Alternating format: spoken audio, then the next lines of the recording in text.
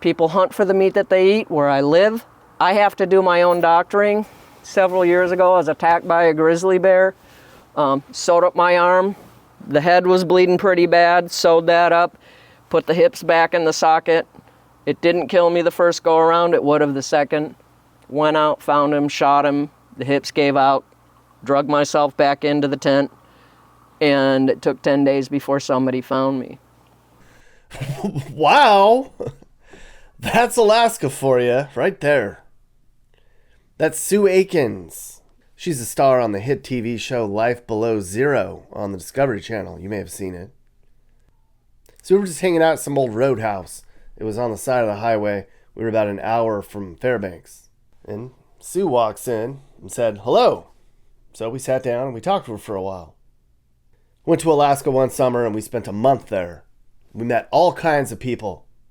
Here's 5 of my favorite people that we met on that trip in August.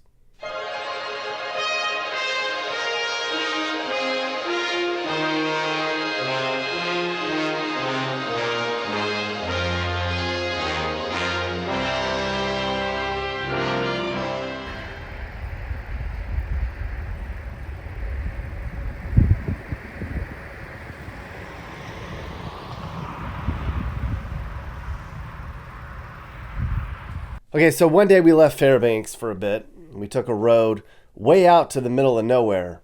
And we wound up stumbling onto a joint called the Angel Tree Lodge. That's it right there.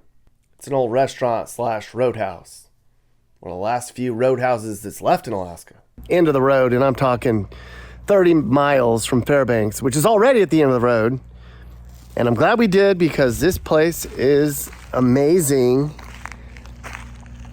It's pretty much the last roadhouse on this road. So this is where all the trappers and miners and drifters would come and stay. There's a lodge back there where you can stay. So we're gonna have some beers in here and talk to Steve. Some Rainier beer, right out of the can. That's Steve right there. He owns the place. We hung out with him and his posse for a couple hours, and the place is wonderful. Just the way I like it. A total over-the-top, only in Alaska type of place. Bearskin rugs on the walls, antlers everywhere.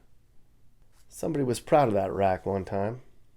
And a walrus penis, too, right on the wall. That's a small walrus penis?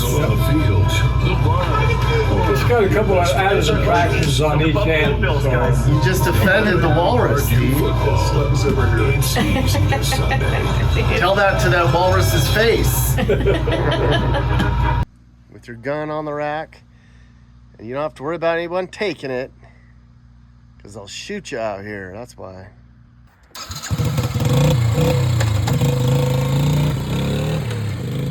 This is how kids in Alaska roll. Only in Alaska does a dad insist his kid shows off on the quad outside the bar. Kids don't do this anymore, but these kids in Alaska sure do. Look at that. There's a lesson. Kids, put your cell phones down and get outside. So we're just enjoying some beers. Sue Aikens walks in. They're like, hey, Sue. I also said, hey, Sue. Hey, I have a YouTube channel. Can I talk to you? Sue said, sure. How far back do you want? This is perfect right here. Maybe actually a little bit further than I can see the actual... You want me away from her or you want me leaning on it? You can, wherever you're comfortable. Okay. So, yeah, can you talk to me? What is Alaska, Sue? Well, first, my name is Sue Aikens. Normally, I live in a place called Kavik River Camp, which is 200 miles north of the Arctic Circle, about 10 miles from the Arctic Ocean, and about the same amount of miles from the Arctic National Wildlife Refuge. I live there in an area 500 miles by 500 miles. I'm your entire population. So when people ask me, Sue, I've been living almost 30 years. I got there in my 30s and now I'm 61. I've been living in a tent for that many years. There are no roads and you have to fly to get into me. And people will ask me, Sue, what does Alaska mean to you? Why would you do that? It must be so lonely. And I'm like, Now you get the Alaskan perspective, especially mine. Alaska is that place where I can be what I feel I was intended to be. Do I get lonely? Hell no. Why? Lonely denotes that I'm missing something, that I don't have what I want. I'm missing something. I'm lonely. And I'm certainly not. I register that I live alone, but it doesn't follow that I'm lonely. Alaska is, I've never met anybody when you talk to them and you go, oh, you went to Alaska. How did you like it? Did you like it? Did you hate it? I've never met anybody that was like, you know, you don't feel wishy-washy about it. You can go, I hated it. The weather, the mosquitoes are like this big and there's 4,000 of them. Or you go, the smell. The high bush cranberries, there's a smell and a look. And my gosh, I woke up and there's, like this morning, 5 feet from my front door, there's a black bear at 5 a.m. trying to get in. And I'm like, try all you want unless you got opposable paws and can open the door. I'll just see you tomorrow. I've got a 4570 that says I have dinner if you come through the door. Alaska, is it the last frontier? It's one of the frontiers that you can be the John Wayne, the Sue Wayne. Whatever you want to do, as long as you're not hurting anybody, do it. Where I live, I'm 500 miles from the closest town, which is where we're at now. I have a retirement cabin. When I was brought to Alaska, I was abandoned as a kid, very young in life.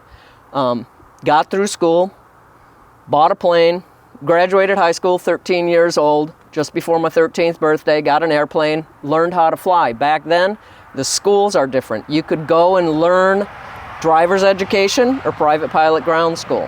Hell yeah, I got my pilot's license, got a plane, went to work.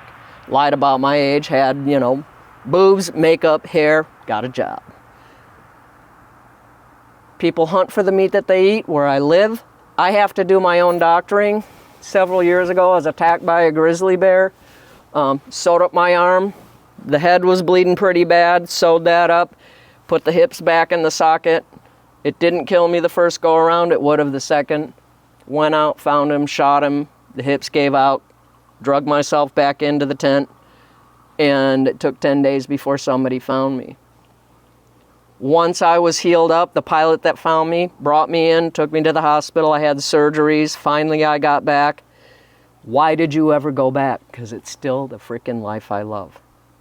That's Alaska. We don't give up until we say it's time.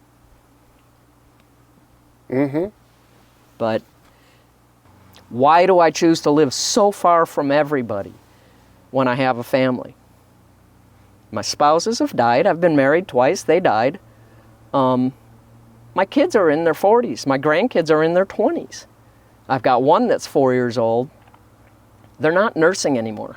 And if they are, they need to stop. These things hang down. I don't need them dragging behind.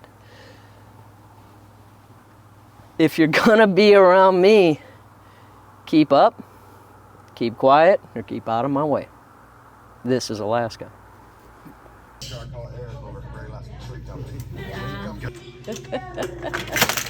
There we go. There's another one.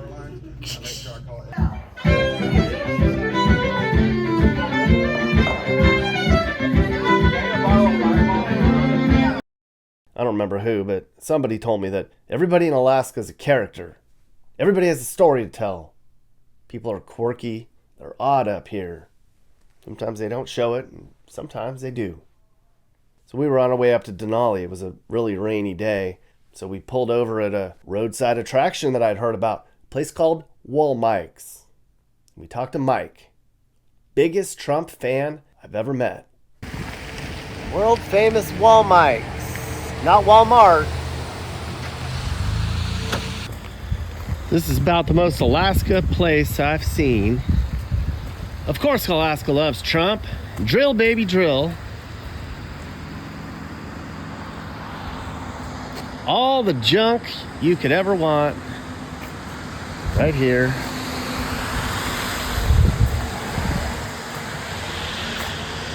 That just about says it all. And a Sarah Palin for governor sign. Goodness. Hey now, Yeah, how we doing?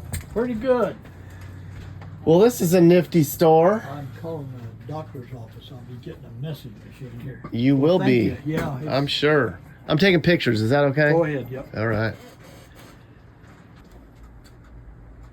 Well, Mike's pillow. Not for sale. Dang it. Dude. And I agree with all the politics up here.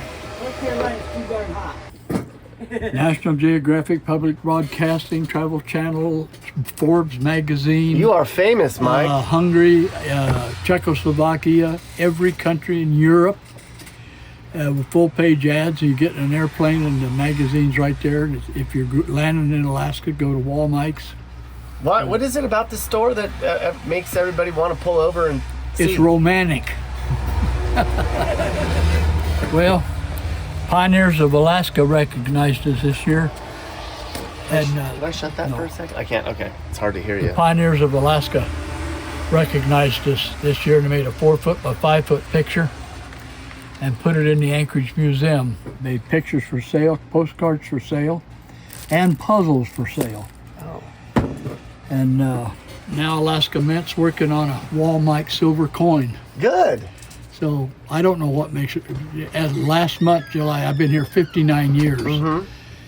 So when people come to Alaska, I assume they don't really come up here to visit Walmart, Target, McDonald's, Burger King, and there's not very many of us independent little stores left. You know, maybe down in the old country in America, I'm sure you got a lot of little stores, but you know, it's.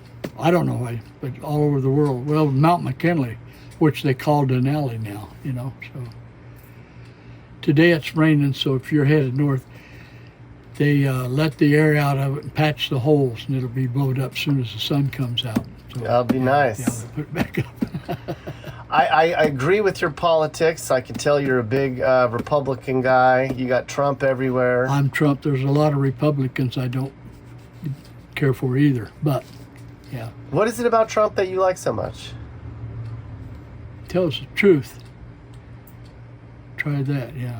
Does I don't even want to talk about it. I get you. Yeah. It's a the state is very conservative. What is it about Alaska? It's a very special place. People are very independent, sensible.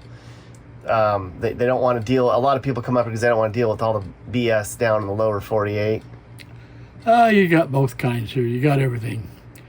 There's a block of people here that don't know which bathroom to use also. You know, it's everywhere, you know.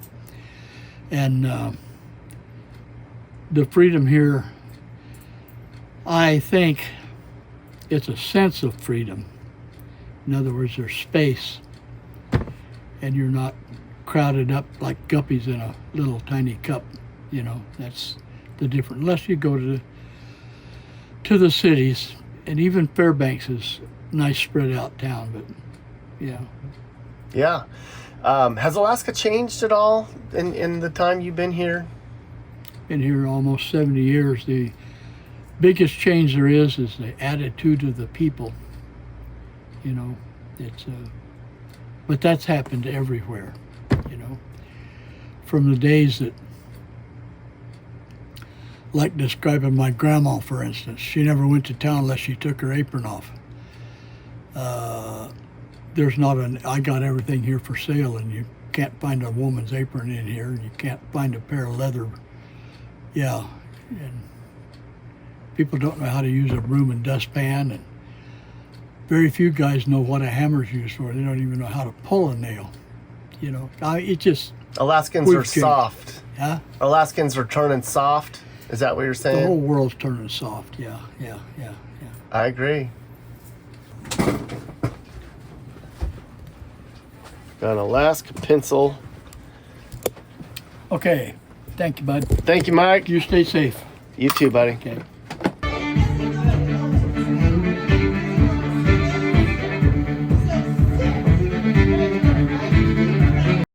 Where do you think you're going to see a damn Bigfoot? Here, that's where. Duh. They love it up here. That's why there's been a lot of Bigfoot encounters in Alaska. And there's a lot of Bigfoot enthusiasts. When we were up here, we met with my buddy Chook. He has a popular YouTube channel called Chook's Outdoors Adventures. You should subscribe. It's really good. That's Chook right there. So we took a hike. We talked about Bigfoot stuff in a very secret location. Can't tell you where it is because you'll go there and spook the squatches. We're in a really squatchy place. That's what we like to call it. Okay. Big trees, looks like a rainforest, looks like the Pacific Northwest, which are really fascinating. So the little people you'll find in all the indigenous cultures, and they're these little people that are kind of mischievous, just little teeny people that live in these little caves and little holes, and you have to be very careful around them if you see one, because they've been known to trick children into coming with them, and then they'll just disappear. But what's weird is these ancient, like oral tradition stories from hundreds and hundreds of years ago talk about time travel. In the Kotzebue area, there was a kid that was, the little people tricked him to going off, and then he returned one day. He was still a little kid, and all his family were like about to die. They were like 90 years old. So just really strange stories. We have a lot of UFO lore up here, but the Bigfoot is very universal. Little people even more, but who knows what, undiscovered creatures we have up here. It's a really fascinating place. Obviously, we carry firearms here in Alaska. We're in bear country. I also have bear spray, which is a good idea. It's good to have a first aid kit. I'll carry binoculars just so I can, see things that are far away as we're searching for different animals and Bigfoot. Something interesting I got from Alex Petikoff from Small Town Monsters is keeping a journal. So I have my Bigfoot journal here with all the kind of interesting little things that I found. So, I had a sighting of this weird cat-like wolf creature. I drew a picture of that.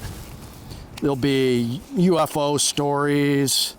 I use a thermal scope, and sometimes I'll get these red spots on mountains, which is really interesting. And then just different interviews I do with people, drawings of Bigfoot I'll put in here. These are these short troll-like Bigfoot that somebody told me about, and I'm trying to research that. But I'll just put a lot of my interesting stuff in this journal, so I think it's a good research tool. And that's about it. Just carry food, water. Are there Bigfoot call? I know people knock, I've seen on TV, they knock wood, they blow something. Is there an art and a science, a reality of being able to call or set something out to bring them to you? We will do that. I'm not very good at calling, but when I'm out with Beans Baxter, he's got a couple different calls he will do. I will do tree knocks where I'll just take a big branch and knock it on a tree. Can you show me what that entails? Yeah, let's get a good sized stick here.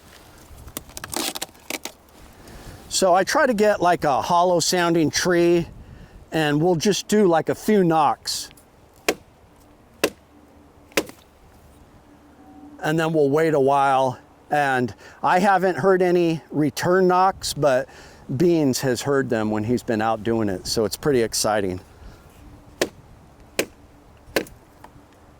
And then another thing, because I get into the paranormal, I know this is way out there, and they call it the woo factor, and not all Bigfoot researchers like it, but I carry a electromagnetic meter with me that actually will show any anomalies in the electric spectrum, and even the magnetic spectrum. So if I'm have a weird feeling or we're in a hot spot, I'll turn this on and just see if there's any strange readings. I'm not picking up anything right now, but sometimes some reports say that when there's paranormal activity, sometimes you can get readings on the electromagnetic spectrum. So just for fun, I like to carry this with me too. And that's about it. Otherwise, flashlights, a lot of times beans will use a red flashlight because at night it doesn't travel as far if we're just trying to see what's in front of us. So I'll use a red flashlight. And then just knives, and I also have I guess it's an ultraviolet flashlight too, where I can kind of pick up things at night, trails or droppings or urine or whatever. What does Bigfoot shit look like?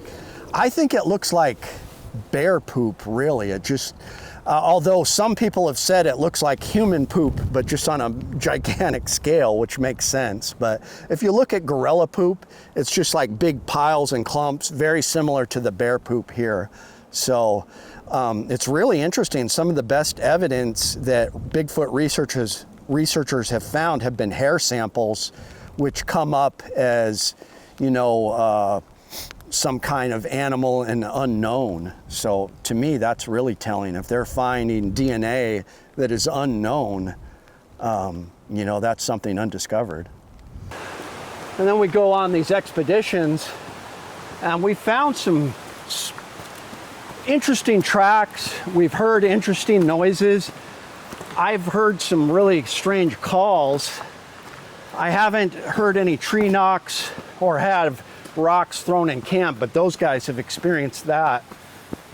So Why are you so excited and fascinated by this? I just think that Alaska is a hot spot for Bigfoot, and the land is so difficult to get around. It just makes sense that there could be something undiscovered here. Normally, I don't think I would believe in Bigfoot, but the reason I believe is because we have a rich history of indigenous tribes, even up here, that have stories of these hairy man creatures. And there's something about it. I think that's why we can't find them. There's some kind of weird interdimensional thing going on with them. Some of them are flesh and blood, just living out permanently. But some of them, I believe, have the ability to kind of phase in and out of this existence. And I can't explain it, but I think that's one of the reasons why we haven't found one yet. But there's a lot of sightings, a lot of hot spots, and it's just so much fun to get out, adventure, and search for them. I've had probably more fun in the last 5 years doing this than I have my whole life, just because it's been a lot of hiking, a lot of camping, and just amazing times. If you think about it, only about 1%, if that, of Alaska has been touched by human feet. 1%. So you've got 99% almost unexplored area. So it's pretty fascinating. And then we have stories about them coming in contact with bears. Typically, from what I've heard, they try to avoid bears. Bears try to avoid them. But we have some stories of eyewitness accounts of a Bigfoot snapping a bear's neck, even a brown bear, and just kind of throwing it on its shoulder and going off into the forest. So that shows what kind of strength they have. Mm-hmm. So, because I've always wondered about that. Who would win between a Sasquatch and a grizzly bear? And I think with the right bear, they've got the claws and the teeth, they could win. But these Sasquatch are smarter. Some of them are massive, like we've got reports of 11 feet tall, huge creatures, and they're just able to tear and rip with their limbs, and supposedly they kill bears. How many do you think there are in the world? That's a good question. I think we have a larger population of Sasquatch here in Alaska. We've got the largest population of moose and bears compared to the lower 48. So it only makes sense. We've got more land, more undiscovered country. I think in California, Northern California, Washington, Oregon, there's a decent population of Sasquatch. But I think we have more up here just because it is so hard to get around here. It's so undiscovered and wild. I think if I had to guess, I don't think it's a lot, but maybe a few thousand. Mm-hmm. It's my bag. It's what I'm into. It's cryptids and Bigfoot in particular. And, once you look at it with a critical eye, there's a lot of stuff about it that's a little like, okay, that's probably not true. But once you dig through and look at it, like I mentioned, I was in law enforcement. There's more evidence. I've put people in jail with less evidence than there is for the existence of Bigfoot. I mean, you can put somebody in jail with some blurry video and, some eyewitness testimony. And in some cases, that's the evidence that there is for Bigfoot, and sometimes even more. Depends what the weather's like, too. Okay. Hot wings on Thursday. Yeah. All right. Okay, thank you. Thank you. So every time you're looking for somebody to interview on the side of the highway, I think the best places are the mom and pops that are kind of small that you see on the side of the road. When you pull up to those, usually they have time to talk. You're hoping that the owner's there. You're hoping that there's no other customers around so that you just have their full undivided attention. And thirdly, you want to make sure they're worth talking to. Those are my rules when we're looking for people to interview when we're on the road. One day we were on a stretch of highway down the Kenai Peninsula, and we saw like this ragtag side of the road trading post place. I was like, this looks like a good place. Hopefully the guy's around. I knew by his pickup truck that he was going to be a cool dude. Well, we went inside and checked his store out. He had all kinds of stuff inside, but he specializes in making knives. His name is Virgil. What's the neatest knife in here? If you're gonna pick one out that you could tell me a little bit about, that's the most fascinating or interesting knife. I'm looking at this $2,000 Alaskan horn and antler. Is that worth talking about? That one down there, Damascus steel with a dull sheep horn handle. Did you craft this? Yes. So I made the Damascus steel, and that starts out 33 layers of high carbon and high nickel, and so that's all forged at a couple thousand degrees, and then this one here, kind of done the same way, only this one was made from Allen wrenches and powdered steel, and that's the penis bone of a walrus. What? That's Usyk. So here's an Usyk. That's a penis bone from a walrus. Penis bone of a walrus, yes. Oh my God! Only in Alaska. Where did you find that? You can buy them. The walrus, of course, all live north of here, and all right. So I make a few knife handles out of that. But I use mammoth bone, Alaskan coral. Yeah. All kinds of stuff. You're a craftsman, Virgil. Well, thank you. Would you like to see the workshop? Yeah, sure. I could do that. All right. We go down here and push that gate open and come right on back. I'll give you the tour here. Thank you. Certainly. How long have you been in Alaska? I came here with my parents in 1966. And so I've been here ever since. All right. Look at you back here making knives and stuff. Yes. So these are orders, handles for orders. So they've got page numbers on them. There's a jawbone of a black bear that I'm getting ready to turn into a knife handle. Yeah. A few handles done up ahead of time. Oh my goodness. How long have you been making knives? In the mid 80s, I started working in here with my father, and then about 1990 started buying the place. So what your dad was a knife maker? Well, he was a welder. Okay. And so he was on the Prudhoe Bay Discovery well, and he had to spend time in the shop with nothing to do, so he started making knives, and the next thing he knew, he was a knife maker. Have kids these days? Ever you hear about kids these days have gone soft? They don't like the trades. They don't like to do this kind of stuff. Do you agree? I met a young fellow yesterday, and that wasn't true at all. He was about 14 years old, and he had a passion for it. He's learned how to use a coal forge, and yeah, he's making some knives. I guess the question is this becoming a lost art? Because are people still doing this? Well, Forged in Fire, the TV show, that that made a lot of people interested Yeah. in forging. Yep. Made the price of anvils go way up. Yeah. And but yeah, there's a lot of people dabbling in it now, and yeah. So Then at one point, Virgil started rolling up his sleeves. Learned later, he just wanted to flex. would you like a cold beer? Yeah, sure. Well, I can't stay long, but my wife's out in Okay. the car, Well, so I I've wish got, I could stay. And I've got beer from the Cooper Landing Brewery. if you pour me one, I think maybe we'll both sip All right. on it. Look at this is the manliest shop I think I've ever been in, Virgil, and I travel a lot.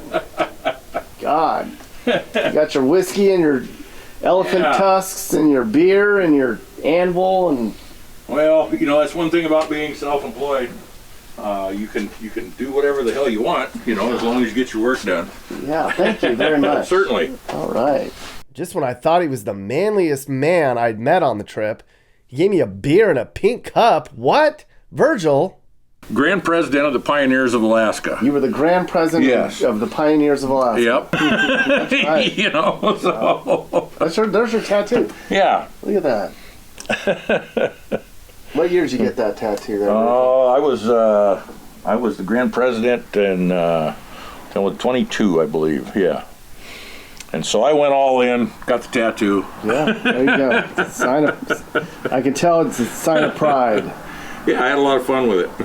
Yeah, still do.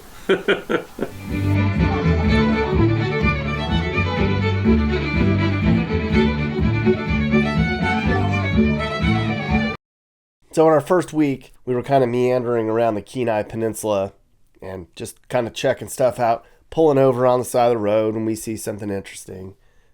Came across a little tourist trap on the highway called Alaska Horn and Antler. The parking lot was full of cars. I thought, there's no way the dude in charge has time to talk to us. But he did. His name is Tom Cooper.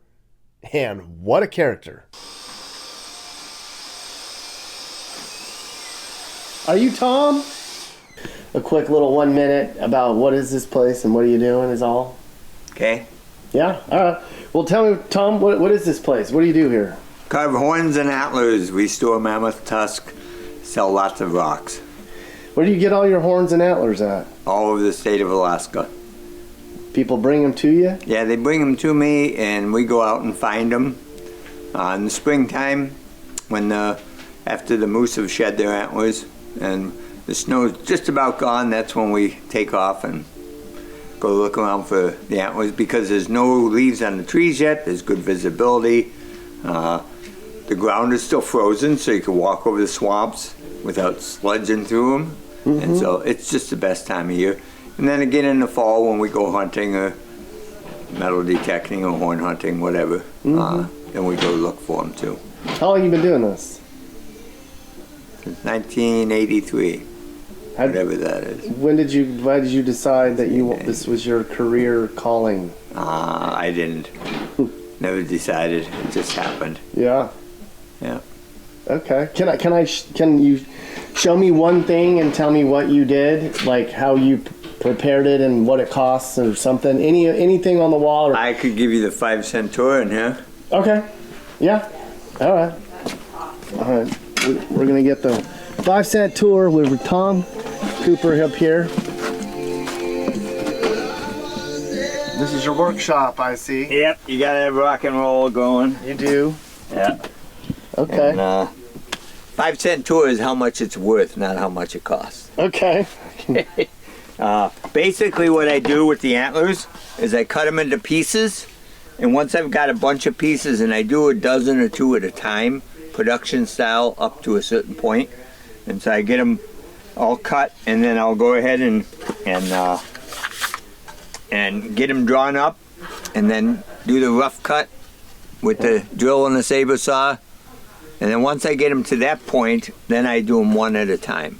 And I've always keep about 50 of them ready so that I could go and choose the one I want to work on. I don't feel like I have to do the next one. And the one I'm doing right now is a little moose and a moose antler with an eagle up there. And I start from the back, do background, foreground, I use this Fordham grinder and the different shapes and sizes of bits to achieve the different effects. And then just start grinding away. This is, and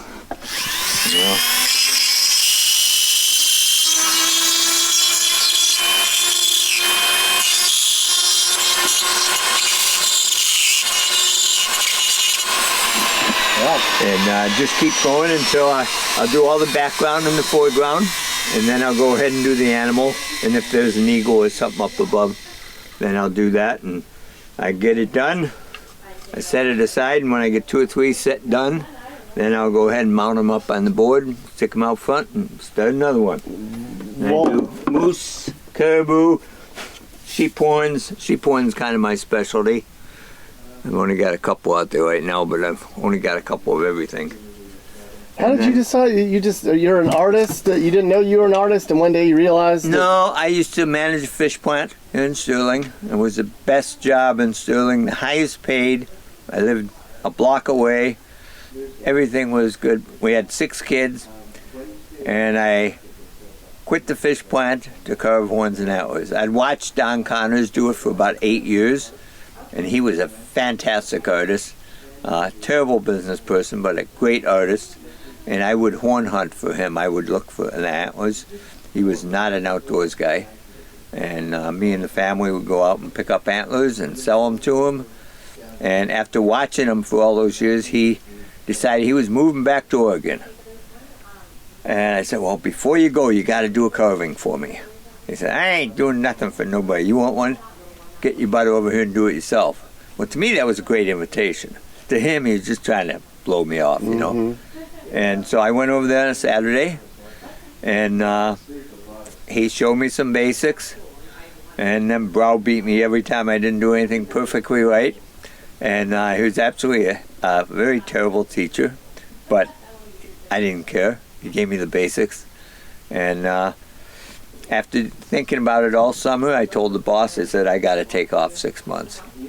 And he says, okay. He said, you'll be back here June 1st for fish. And June 1st, I'd grossed $500 in 6 months with 6 kids at home. Oh, I don't know. Things were not looking good. But I stuck with it anyways. And I was determined to make it work. And here we are. How many years? About 40 years later. And got a lot of antlers to carve yet. You can see the piles of them all around here. And eagles over there all roughed out, just the heads, you know. Yeah. Eagles. Can you show me one that's done and tell me an idea on how long it took and how much how much you sell them for? Yeah, here's one right there. This one I sell for $350. Okay. And it probably took a half a day. Okay, well, that's Just good depends money. on, at this time of year, it depends on the traffic, how many people come in and out. Yeah. Because you get interruptions all the time. Other times you don't. All right. In the wintertime, we're lucky to have 3 people a day stop in, and they're usually friends wanting to borrow something. Are you from Alaska? Originally from Buffalo, New York. Okay. But I had absolutely nothing to do with that. We met all kinds of other people in Alaska, and every single one of them was real and honest and humble, hardworking, good values. They make more sense up here than a lot of other people I've met on our journeys. Our Alaska cousins are real American. Haven't had my worst day yet. No, you have not. Even though they're so far away.